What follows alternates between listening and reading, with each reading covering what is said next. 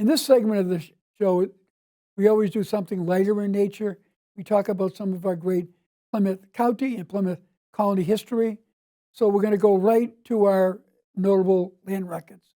We have a notable land record of Grover Cleveland, the 22nd and 24th president of the United States. And he owned land near the Idlewild Hotel down in Manamet. He was a very much of an outdoorsman, hunted and fished, and he bought a piece of property over there to build a home because he loved that area so much. He never built upon that property, but he eventually settled on the other side of the Cape Cod Bridge over in on Bourne. But he's well known because he's the only president in the history of America that was elected, defeated, and then reelected later. There are a lot of discussions you'll hear over the coming year about the possibility of another former president looking to do that same trick. And we'll see where all that goes.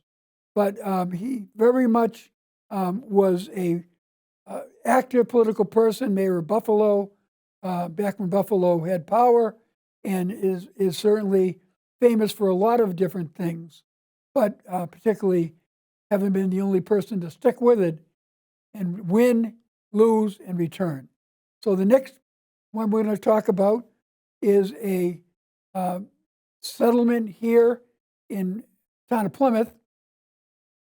We had Veterans Day this month, and if anybody has not visited the New Guinea settlement at Parting Ways, you should. It's one of America's first Black settlements. It's an important site in the African American heritage.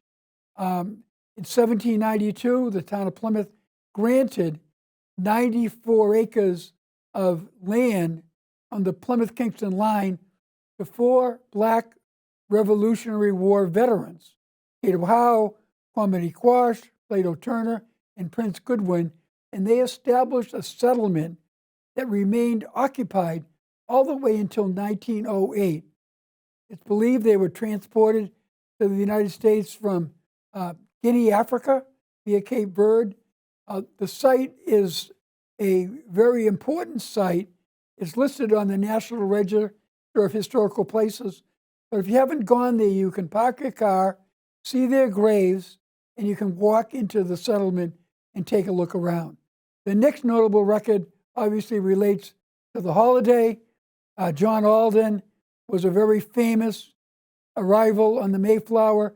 He was the cooper in charge of the beer, a very important factor when they didn't trust the water. But he's very well known because he married Priscilla Mullins, one of the also original Mayflower arrivals. And if you haven't read The Courtship of Miles Standish lately by William Longfellow, please do that this Thanksgiving. It's a great story of what is considered by some a betrayal of a friendship, but it's certainly a well-known story. There's an Alden location in the town of Duxbury that's also good to visit. And last but not least, one of our colonial records. We've been promoting the colonial records since the Plymouth 400 several years ago. But in 1636, the colonists passed a law similar to what we have today in terms of juries trying to decide whether someone should be tried. They basically had a great quest impaneled by the governor, and they went to this panel and decided with the information whether or not someone should be brought to trial. It's similar to today's grand jury. And basically, if they're guilty, they still have the right, because they had adopted the right to trial by one's peers in Plymouth Colony, but it was a mechanism that they used to find out whether somebody should be put on trial. And again, there's so many things in the colonial records that relate to current day. So thank you for watching this show. I wish everyone a great and happy Thanksgiving, and we'll see you next month.